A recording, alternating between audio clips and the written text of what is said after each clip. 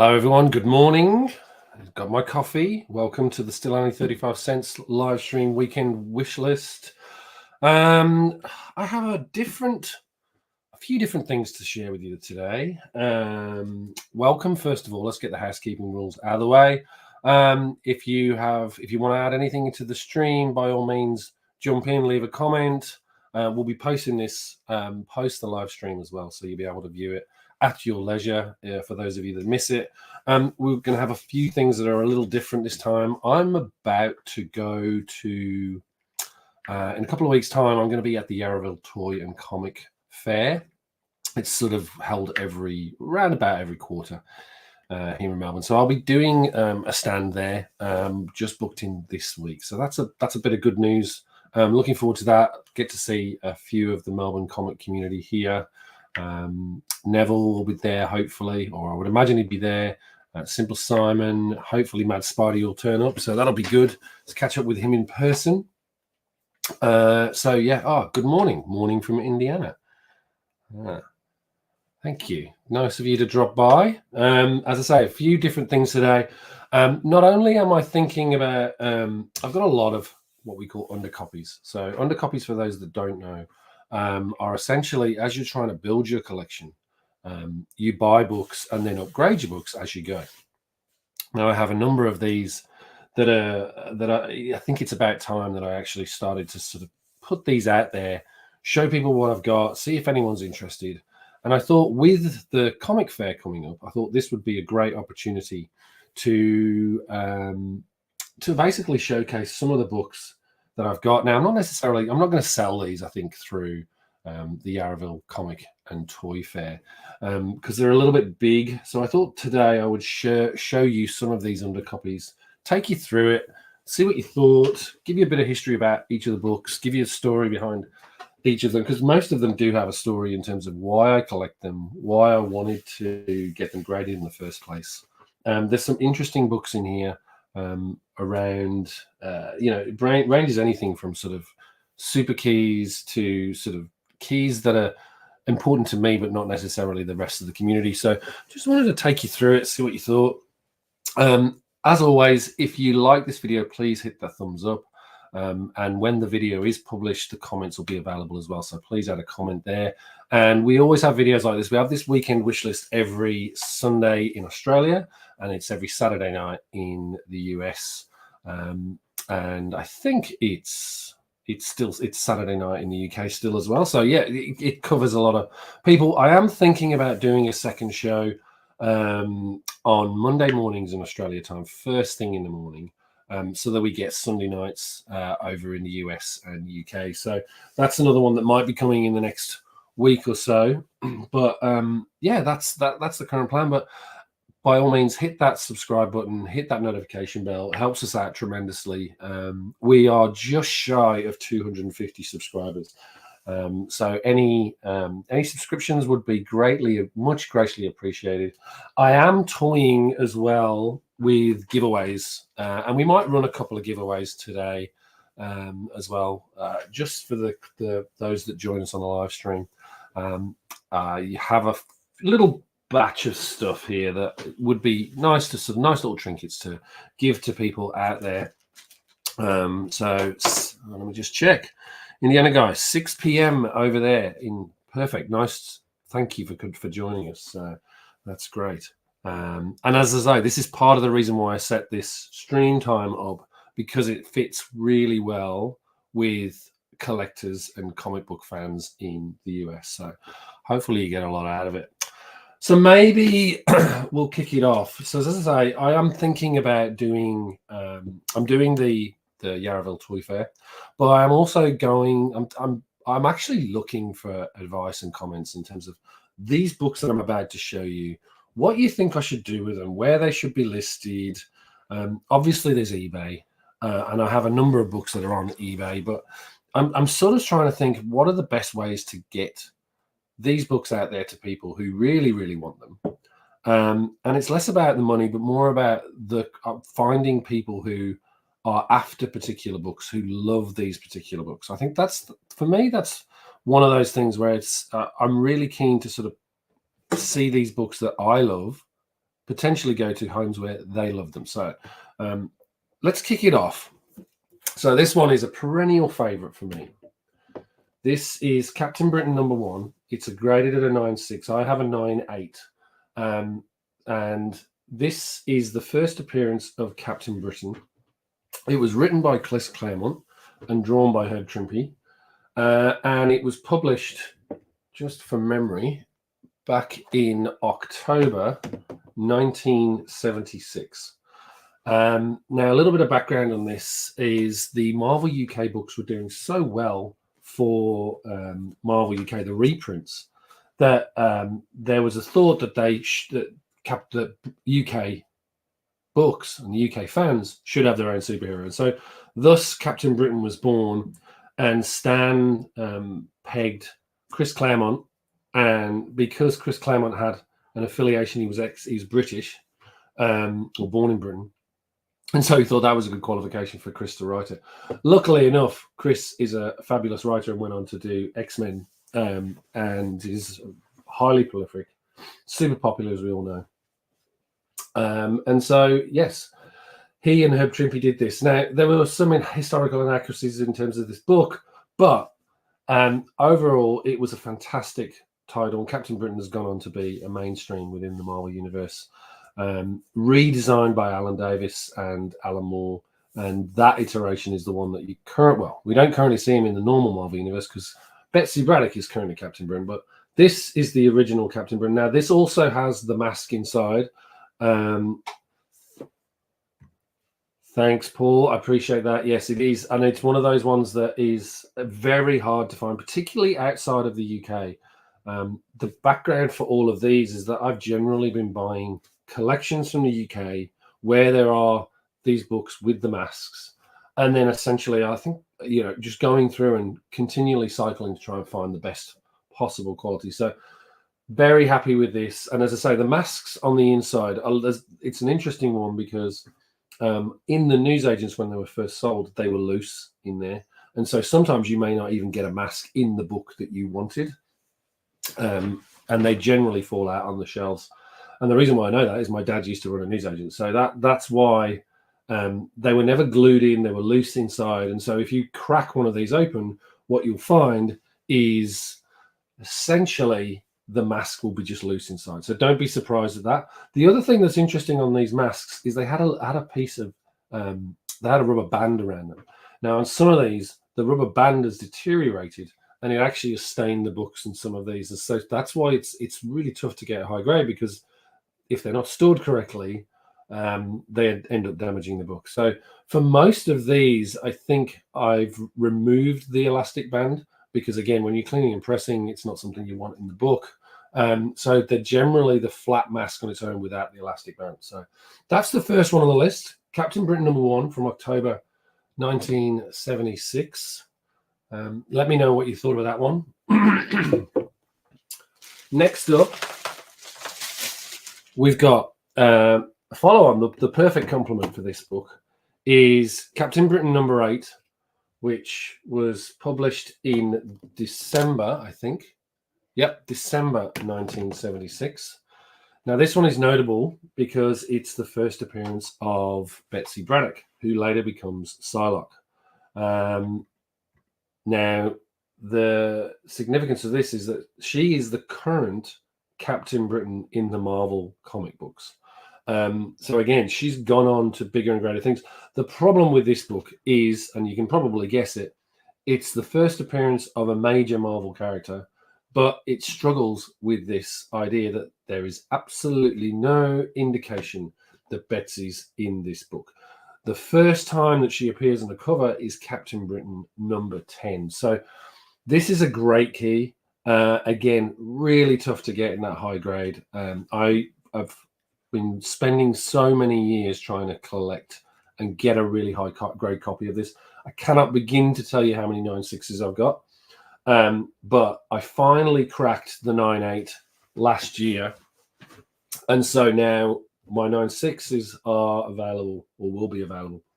But yeah, this is another beautiful book. It was one of the last that Chris Claremont wrote for Captain Britain, and beautifully illustrated by Herb Trimpe again. But yes, it's the perfect complement to number 1, sorry, Captain Britain number 1. If you're a Captain Britain fan, or even if you're an X-Men fan, or even if you're just a Psylocke fan, this is a massive book to have in your collection. And also, interestingly, on the census, the weighting on the Captain Britain book, on the registry, sorry, the CGC registry, the weighting on this book is incredibly high, because it's such a key book, and also so difficult to get in at high grade. So if you've got a Captain Britain number 1 and you've got a Captain Britain number 8, you're pretty much at more than half over the registry points that you need to get the best set in a Captain Britain run. Yeah, Excalibur was fantastic, and we are going to come to that in a minute, because you'll notice a theme in terms of X-Men, and that's part of what got me back into the collection. And there are some books in here, and again, because of my love of Captain Britain, it was important for me to sort of get some of those books listed here as well. So next up on the list, I'll start with this one, and then you'll see. I've talked about this book a couple of times in streams online, excuse me, and with in some of my own videos. It's the Marvel Fumetti book, which was published by Marvel back in April 1984. This is a 9/8, and it's got a signature series, so you can see here. Now, the Fumetti book was basically a book that was it was a lot of different sort of photo stories that Jim basically got the whole Marvel bullpen together and pulled this this issue together. You see, it's got all of the stars from the Marvel bullpen on that front cover. So then you've also got stars at the back. So there's Louise Simonson there, Carl Potts. On the front, we've got Dave Cockrum, we've got Al Milgram, Jim Shooter, Walt Simonson, and it's a great book. I got this signed by Jim Shooter at a convention a few years back, and super happy to get a 9/8. I bought a batch of Fumettis purely for the fact that I wanted to get them signed by the creators. Some of them have sadly passed now, but I'm slowly but surely getting all of the some of the creators that are still around and doing the cons to actually sign my book. And I have a raw copy where in the particular page where that person features, I'm basically getting them to sign. But I kept these two. I have another copy as well. But I kept these because I wanted these. I haven't got around to sort of putting them out there yet. But yeah, beautiful book, 9.8, signed by Jim Shooter. But what could not be what I originally bought this for, and what I'm super proud of, is this copy. Now, I have a personal copy as well, but luckily I had 2 9/8s that came through on this book. Now, the difference of this is it's similarly signed by Jim Shooter, but prior to that, a couple of years before, Stan himself signed the book and deliberately went looking for a book that had Stanley on the cover that screamed perfectly 1980s, and this was the book that I landed on. I do have a Marvel Age, the Stanley photo cover of the Marvel Age book, but this is the one that I really love because it really gives you that sense of the whole Marvel bullpen and the sort of ethos and the community that was in there. There's some really interesting stories on how this book came about, and I've sat down with Jim Shooter a couple of times and talked through this, and very, very interesting in terms of the beautiful cover in terms of the photos and the back. You can see they're really clear, but if you open this book and read through it, it looks terrible, and that was due to the fact that the person that was responsible for that at the time didn't do the right printing process, and so therefore the book inside just looks muddy and washed out. You can still read it, but it's not a patch on the exterior cover, which is absolutely stunning and beautiful. So that's another one that, again, I'd love to know what you think, what I should do with these, where I should put them Is it a heritage auction? Is it a Comic Connect? Do I put them on eBay? What do you think? Again, it's not the sort of thing that I think I'm going to necessarily be able to, that people, I'm not going to be able to do it at a smaller comic fair, but these are sort of books that I think I need some assistance in terms of like, where should these books go? Is anyone interested in, and what, where should I go, basically? Following on from that, again, you can probably notice a pattern in terms of Jim Shooter here. So I've got this Secret Wars #5. This is from the 1984 series that Marvel put out, groundbreaking series in terms of pulling all the heroes together. And this is signed by Jim Shooter. Beautiful, beautiful book. I have a 9/8 collection of Secret Wars from 1 through to 12, all signed by either Shooter, Mike Zeck, and basically that takes pride of place in the collection, and John Beatty as well. So this is a beautiful, beautiful 9/8 copy. Again, not sure what I'm going to do with it, but hopefully, let's just see if we can get it into focus. There you go. So that's Secret Wars #5. And then on top of that, this one is a triple signed copy. Secret Wars #1, signed by Mike Zeck, Jim Shooter, and John Beatty as well. And again, this is a great book. As I say, I tried to get as many of these signed as possible when I was around. So this is a nice book. Hopefully someone out there loves Secret Wars, and especially with the movie coming up, I thought it would be an interesting one to show today. One of the things that I love about this is Kitty Pryde on the original Marvel Age. She's on there. Shadowcat is on there, but for the main title, she was not included. And obviously, in her place, you get this lovely splash blurb. Can the combined might of Earth's mightiest heroes defeat the ultimate menace? So there you go. That's Secret Wars #1 to go alongside that Secret Wars #5. Yes, it was a great series indeed. Yeah, it informed my collecting back in the day. I wanted to know what had happened, and I think that was the beauty of the books: is everyone disappears, and then everyone comes back in different shapes and forms, and it really affected the titles. And I thought that was a really interesting way to play with the series. And I don't think they've necessarily ever recreated it. Maybe Infinity Gauntlet was a good one, but Infinity Gauntlet sort of left things as they were, whereas I loved the fact that Secret Wars changed the whole dynamic. Now, Indiana Guy talking about Excalibur. If you're a Captain Britain fan, you have to have this book. This is his breakthrough into the modern Marvel universe rather than just the Marvel UK universe. He'd appeared, obviously, in Marvel Team Up prior to this, but this was his first view as his new iteration. Contest of Champions was also good as well. I agree. It was good. Again, there's an interesting story with Contest of Champions. There were a few mix-ups in that book, particularly on issue 3. So it was.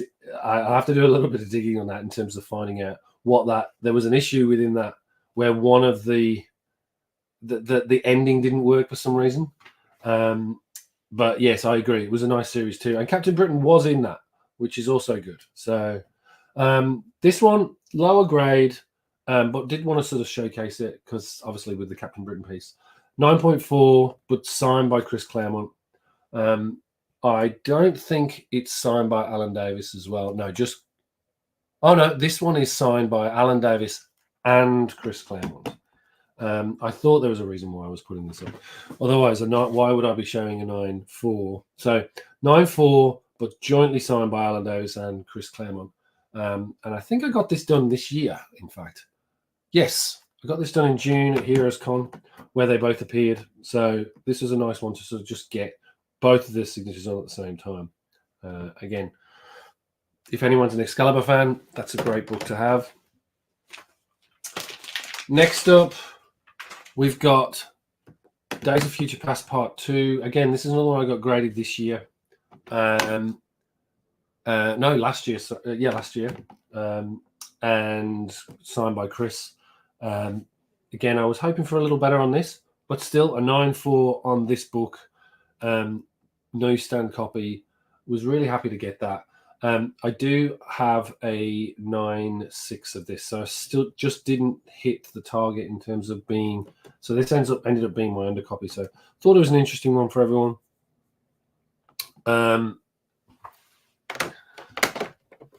Then we have, and this is one I've been buying recently, which I'd be interested to see what everyone else thinks about this book. This is X-Men 211. This is the first appearance of the Marauders. And I think with the mutants coming to the MCU, an interesting storyline would be having someone like the Marauders. The Mutant Massacre storyline for me had a big impact because it took the status quo, just like the Secret Wars stories, and completely turned X-Men on its head. So yes, it was a fascinating book to see the current status quo of the X-Men just completely ripped apart, and without Mutant Massacre, there would be no Excalibur, because of the fact that the current X-Men roster was displaced and renewed. And I think this run from sort of 210 through to 220, where the new X-Men came together, was a bit of a fascinating one, and the one that really got me really totally enamored in terms of Chris's writing. And it's interesting to see how he was planning this. A lot of the storylines didn't sort of pan out, but there was a lot of threads that he left in these books. But I wanted this. I've got another copy of this. The beautiful cover by John Romita Jr. Of Wolverine with the Marvel 25th anniversary frame. So again, a great book to have. 9.8. And again, these are all under copies. So they're all available for sale, or will be available for sale when I finally work out where I'm going to put them. Next up is John Byrne's X-Men 21. This is notable because it's the first cover appearance of Hellboy. Was the first appearance of Hellboy until the prototypes or early versions came to light. I was hoping for a little bit higher on this. Got this from Elveen's Comics Raw. Graded it out at 9.4, so I haven't lost on this one, but still a great book to have in the collection. Again, not sure what to do with this. I may crack some of these open and give them another press and clean and see if I can actually bump them up. When you get to this at a 9.4 level, it gets interesting if you can actually try it. There may be ways to improve the books a little bit further, so we'll give that one a go. Then another one which I've talked about a few times. This is Power Pack number 1 from June 1984. This is written by Louise Simonson and drawn by June Brigman. And this one in particular has been signed by both of them. Again, I was a super fan of Power Pack back in the early days. And yeah, it's one of those ones where I used to pick it up and read it religiously until they changed the creative team. And it was just really well written. It was a great idea to have these kids really struggling, and not just like teenagers. These were, pre-teen kids who were struggling and coming to grips with having superpowers. So it was beautifully illustrated. The illustrations inside were fantastic. And again, you wouldn't think for a kid's title that you'd have that sort of complex art, but June Brigman's art is absolutely stunning. So I lost interest with X-Men about issue 200. I lost interest about 280, to be honest, when Chris actually left. I think for me, the title lost its way a little bit at the Genosha stuff. So when we got to past Fall of the Mutants, I think it lost its way around about that point. And that's where I sort of was reading it, but then over time was like, well, it's not really going anywhere. They're not really developing the characters. So I hear you in terms of issue 200. And absolutely 100 to 143 is the pinnacle of X-Men. Agreed. I do think it would have been interesting to have the two side by side. I think what Chris did post 144 and John Byrne leaving was an interesting one in terms of what he did with the character and made them all like more of a family and living together and having more, you know, I like that. There wasn't a lot of that in 100 to 143. It was very much a epic storyline. There was some elements of it, but it wasn't like, you know, it wasn't like what Chris had developed in that sort of 144 onwards. But I think that was part of the reason why I think everyone dropped off post 200 or post 224, definitely post 280, was it had lost that character-driven story somewhat and turned into a, you know, who's the latest big bad. I think it lost its way with Mount. Yes, exactly. And I think that was the point. And I also think that that's why they brought in the No More Mutants, to try and sort of collapse everything back down, because everybody was a mutant and everyone was a mega level and it was ridiculous. So. All right, what have we got next? So we've got a Frankenstein #1 from from January 1973. Beautiful Mike Ploog cover. Now the story behind this one is let me just hide that for a second. Basically, this I bought this raw from a dealer at I'm trying to think which Comic Con it was. It might have been WonderCon, probably was WonderCon. Bought this from a dealer, got it submitted. It got an 8.0. I'm really happy with it. I do now have a 9.6, and so this is why this has dropped out of the main collection into the undercopy collection. Beautiful Mike Ploog cover. And he's just recently, I think he just recently sold one that he signed on eBay. Went for absolutely astonishing money. It was a 9.2, I believe. But again, these are super hard to get in high grade. And an 8.0, even that I'm really happy with. So again, I've got a 9.6 of this. I just love this cover. And I'm massively into my Bronze Age horror. So I thought this would be an interesting one to share with you as well, because Frankenstein #1, it's a tough cookie to get your hands on. Next up is this one. Now, I've got a 9.6 of this now. So this is now going up for grabs. Now, notable about this one is it's the first Frankie Ray as Nova, Herald of Galactus, and there's loads of rumors going on at the moment around whether or not Silver Surfer will be female or the female Herald. My money's on Frankie Ray because it just makes sense. It's a better fit than having Silver Surfer be female in my mind. Silver Surfer, you know, there's no need to gender swap. You've got gender swapped a version of a Galactus, a Herald, that can work out of the box. I don't think you need to mess with the continuity. I think you just need to honor the original characters. So this is why I'd love to see this book. And again, I've been trying to chase this for a little while. It was out of reach for a bit of a time. But I managed to pick this one up, but then recently replaced it with a 9.6. So that's why this one's available now. Oh dear, we've got two of these, but we'll show the first one. Here we go. So this is a bit of a low grade. This is the first Electra. You'll notice that the spelling is incorrect just here, but the first Electra. This is from January 1981. Frank Miller run, classic Frank Miller run.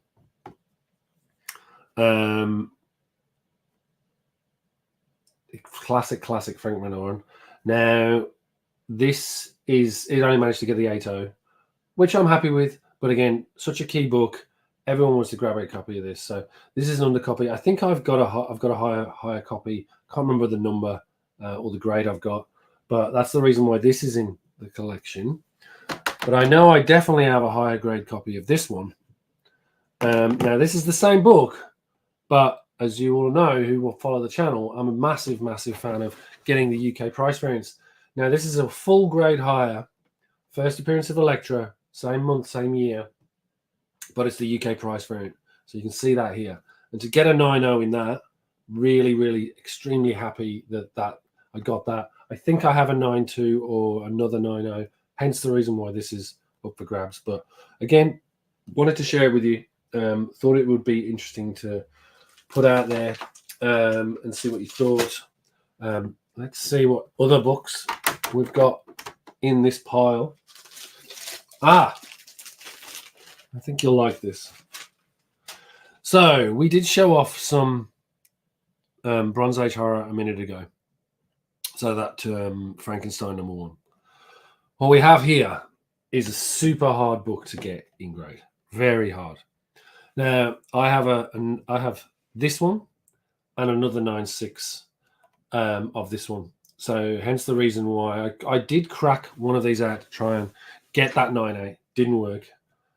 So I've got this giant size chillers, which is the first appearance of Lilith. Now, Lilith has been rumored for the Marvel Cinematic Universe in some form.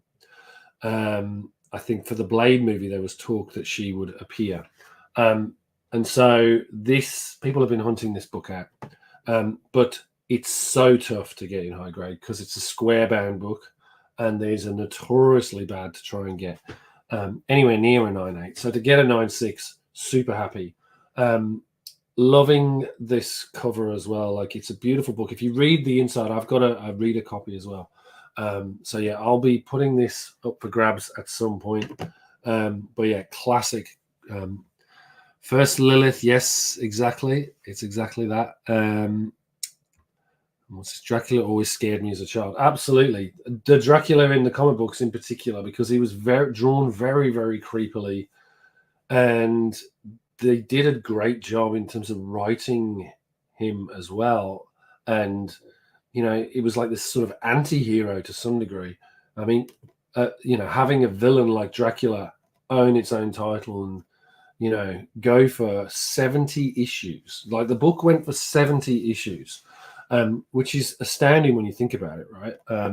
That you can have a major lead villain running and owning a book throughout the whole piece. So, yeah, it's a super great book, and the atmosphere and shit, like they nailed it on the head. It is a chiller. Like, these books were, really well written, very suspenseful, very creepy, and it was great to pick up a copy of this. I've got a Werewolf by Night run and a Tomb of Dracula run.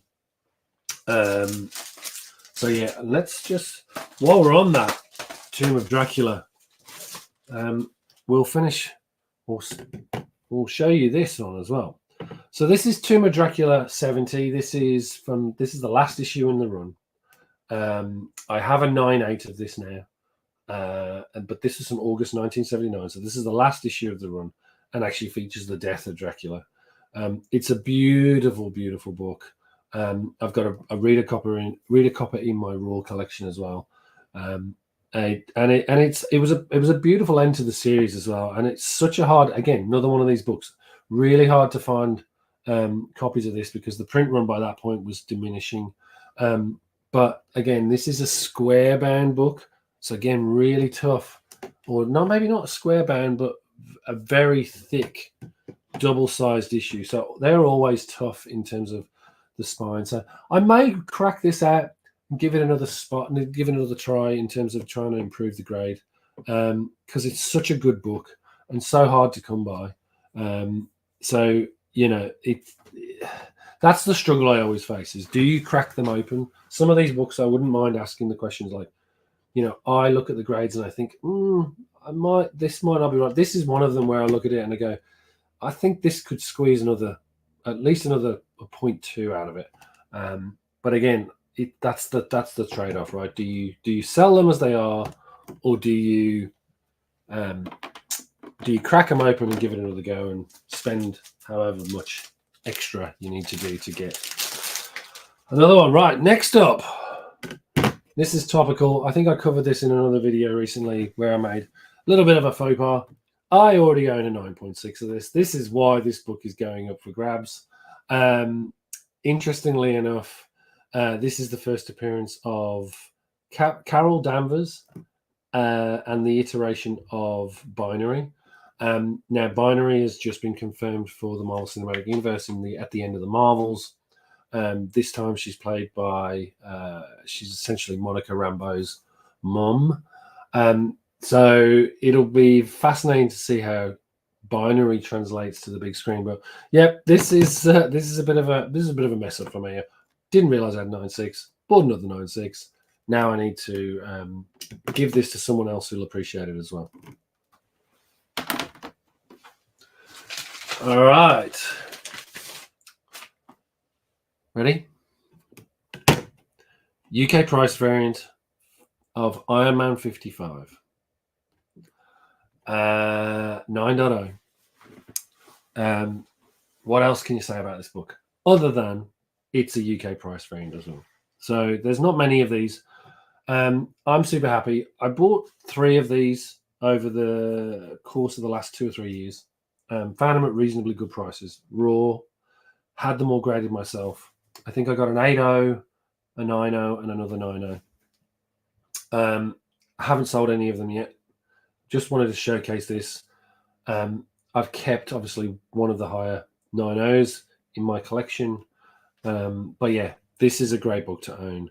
Not only is it the first appearance of Thanos, it's Drax the Destroyer, and then the Blood Brothers, Starfox, Kronos, you name it. Multiple keys in this. Multiple keys. So it's a fascinating book to own. And again, I think, you know, the impact that Thanos had on the culture, how successful he was in the movies, it's a perennial favorite. And again, when you get into sort of keys this size, that's where I'm getting a bit like, oh, do you just put it on eBay? Do you just, where do you put them? Like, and I suppose the other challenge that I've got is being based out here in Australia. It's difficult to know, you know, you have to be very selective in terms of, do I take books over? Do I ship them over to Heritage? Consignment isn't easy in Australia as well, which is the other problem. And there's no real market for it. So let me just look. I don't think so. Giant Size Superstars facsimile, just saddle stitched the original. Was squarebound. DC were making squarebound 100 pages released to Walmart. Interesting. I think that's relating to squarebound. Do you press books yourself? I do. I'm just starting. I should be doing or want to do a few videos in terms of books that I'm trying to press. I've definitely done cleaning in the past. And in fact, I had one book recently where it had tape residue on, and I was able to get rid of that really effectively through some of the tips and tricks in terms of cleaning. One thing that I didn't realize is just how masking tape is your friend. If you own comic books and you get anything else on that book, if you've got a sticker residue, masking tape will remove that for you. If you heat it up, it will remove that. You know, it doesn't leave a trace, whereas there's no other method I've seen that can remove it. So yeah, masking tape is your friend in that instance. So this is the Iron Man 55, first appearance of Thanos. Great book to have. Next, we're back to our Bronze Age horror. Again, this is another undercopy, but this is a UK price variant of Tomb of Dracula number 10 from July 1973. First appearance of Blade, the Vampire Slayer. Again, not a super high grade, but these books are tough to find, particularly the UK ones. And to get a good grade of a 7, happy with that. But yeah, love this book, love this run. And so having this, didn't think I'd have it. I think I got it in 2022 or 2023. But I got it at a reasonable price, not sort of like the comic boom ridiculousness, because it was raw. And then getting them graded. I think, as I say, if it's a tough one because it's sort of low to it's mid grade, and it's, you know, you sort of question where you should put this in terms of an auction site. So we'll see how we go. But I love that book. And then this is probably the first big book that I bought, raw, and then managed to get a big success on this.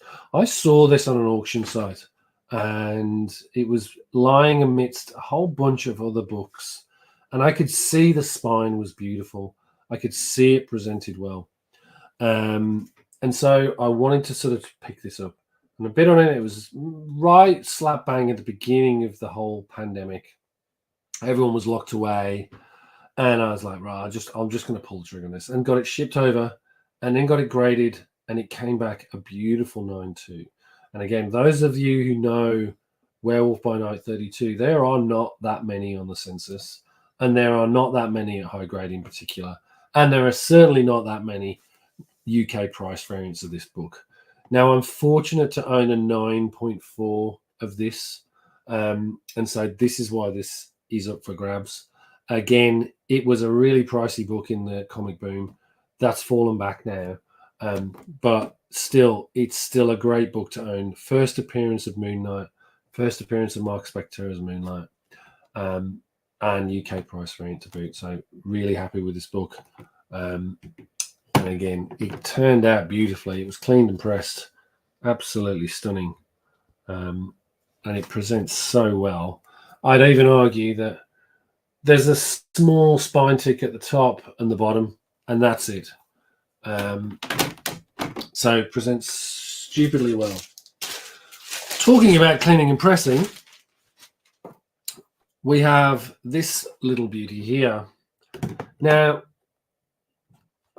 I looked at this.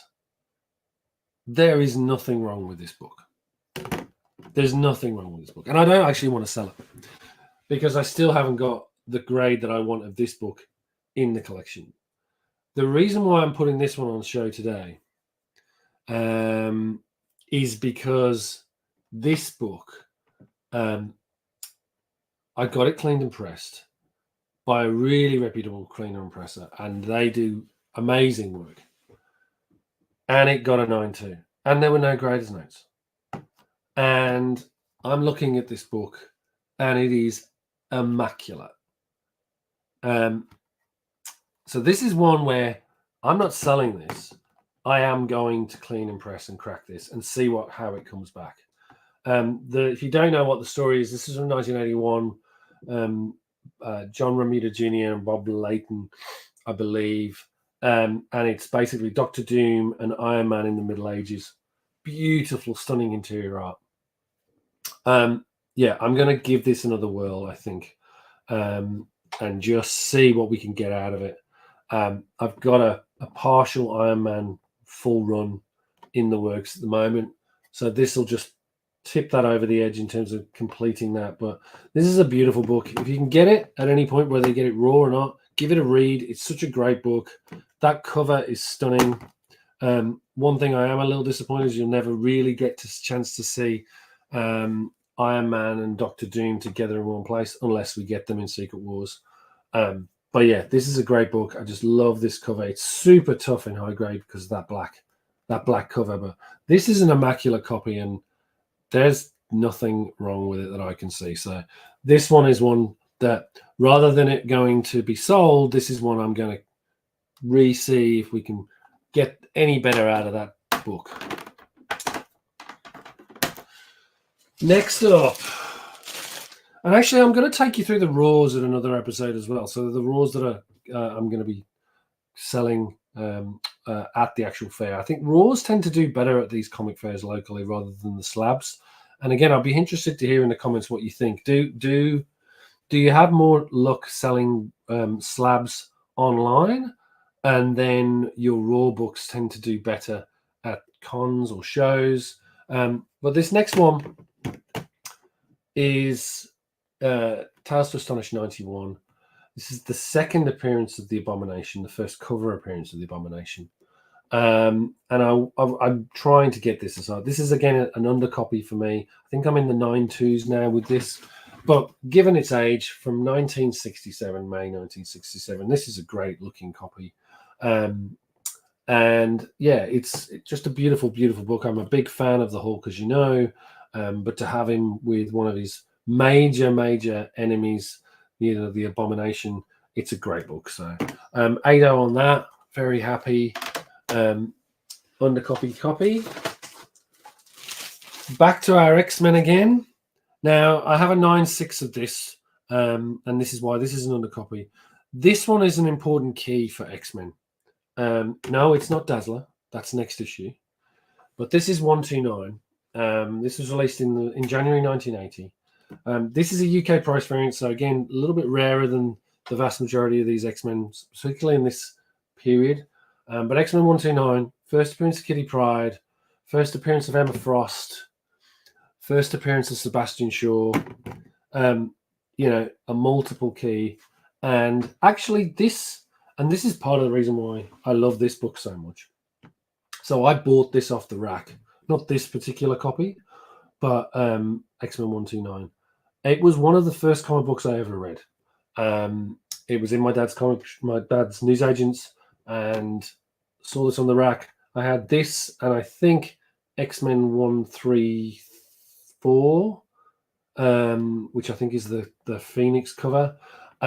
Those two side by side, and I read them, and I was then, how do I get the rest of these books? Because it wasn't obvious how you could get them, because the distribution was pretty terrible in the UK. So this is a key book for me. It's a key book for an X-Men fan. It's a key book in terms of the Dark Phoenix saga. Kicks off the whole Dark Phoenix saga. So yeah, it's gonna be a begrudging sale on this one, but I do already have standard US copy and another Pence copy. So again, this is another one to sort of hit the list, even though I'm loath to do it. I mean, that's part of the problem, is even the undercopy books, I'm like, I don't want to let them go. So it's always a struggle. Next, and this is another good one. So again, UK price variant. I do have a higher grade copy of this, but this is still a stunning grade for this book. X-Men number 101 from October 1976.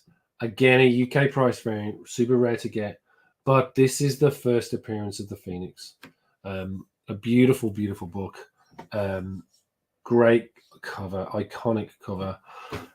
And it's not so bad a grade. A 9.0 in this is pretty decent considering its age and how early it was in the X-Men run, in terms of the new X-Men run. So yeah, this one grudgingly going to be going on sale at some point. Love to know what you think. And yeah, that's a beautiful copy. Super happy with that. What else do we have? Got only a few more left down here. There's some biggies. This one, I recently got a new version of this graded. Hit somewhere in the 9s, and prior to this was the best copy that I had. But again, another great copy, 7.0. It's got the custom Thor label.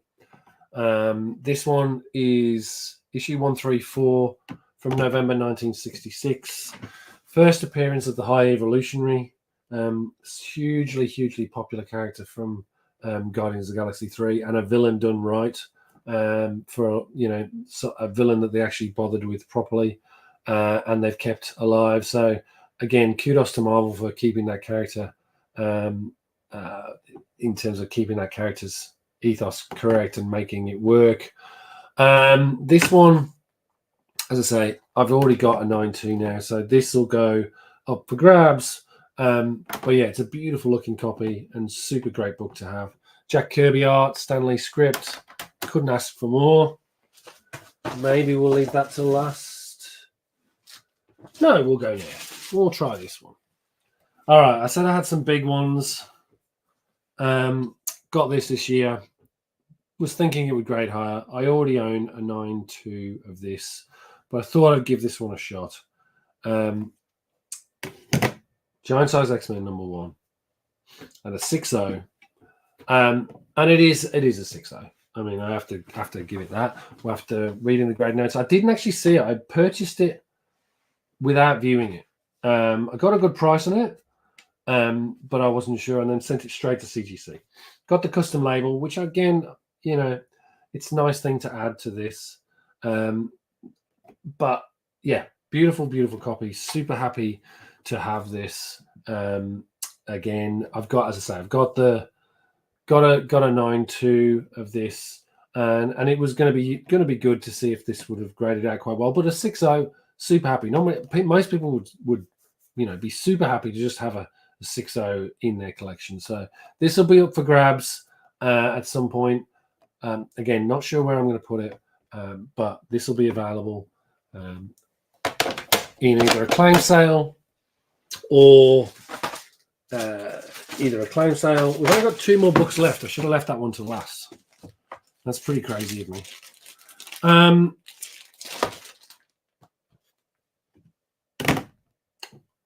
Iron Fist 14, 8.5. I think I've got a 9.2. Love this book. First Sabertooth.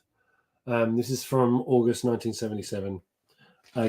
Again, trying to get a high grade version of this. It's not a 35 center, unfortunately. It's a 30 center, but still a tough book to get. Everyone, when I first got back into collecting around 2010, 2011, trying to find this book, it was a pricey book then. So it continues to go up. I think with the Deadpool movie coming, this will be a super, super key to get your hands on. So this will be up for grabs at some point. Be good to know what everyone thinks about Sabertooth. I know that if you've seen some of the spoilers, again, have they done it correctly? Are they going to bring a proper Sabertooth back? I'd love to see Sabertooth done well. So yeah, but this is a great book. Big Iron Fist fan anyway. Early John Byrne artwork, which is another reason why I love this book. But yeah, and Chris Claremont as well. Early pairing of Chris Claremont and John Byrne. So it's got everything going for it, this book. So 8.5. And then the last book for today, and then maybe we'll call the stream quits. It's been great to have you on. Thanks for joining. It's been good. We've got like 4 or 5 people in the house, so that's great. So good to have you. Thank you for joining. To finish this off, we've just had the Echo series, so we'll finish off with the Daredevil. We'll finish off with the first Bullseye. UK price variant. I think I have an 8 now of this, and so this has dropped into the undercopy collection. So this will be available for sale. UK price variant. First appearance of Bullseye. Bullseye at some point should come to the MCU, particularly with the Devil Born Again series. So we'll see what happens. But this cover, it presents really, really well. Again, I'd need to check the graders notes, but it's a super well presenting 7.5. Again, another great book to have if you can get it. But yeah, love it. So that's all the books that I have for you. There's a whole stack of slabs here, as you can see, that we've just gone through. There's a whole batch in the other room. But yeah, I would love to hear your thoughts and ideas. What do you think is the best ways to sell or move or trade these books? I think one of the other things that I'm always keen to do is trade, which has never really worked out. And there was some conversation on some of the other YouTube channels recently around, should we set up a trading forum or something like that, where, essentially people can dial in, people can jump on, get into the chat and do trades. I think far too often we're all too busy trying to sell these books. But I sometimes think trades are much better, but it's not well facilitated in our industry to do that. So yeah, I might sort of be happy to trade some of these books for other ones that I'm looking for. And you would have seen my wish lists in some of the other videos. So by all means, reach out if any of these books interest you. I'm sure we can come to some form of arrangement or trade. But yeah, hope you had a good show today. A little bit different, not my usual style. I think next week we'll revert back to some of the interesting books, more mail calls, etc. And who knows, we might have... that was one more thing I did want to add before I close up, is at the Yarraville Comic and Toy Fair It's actually at the same time that this stream's going to be happening. So I've actually had a thought to do the live stream at the actual comic fair. So we'll be able to touch base with some of the other YouTube creators actually at the event as well.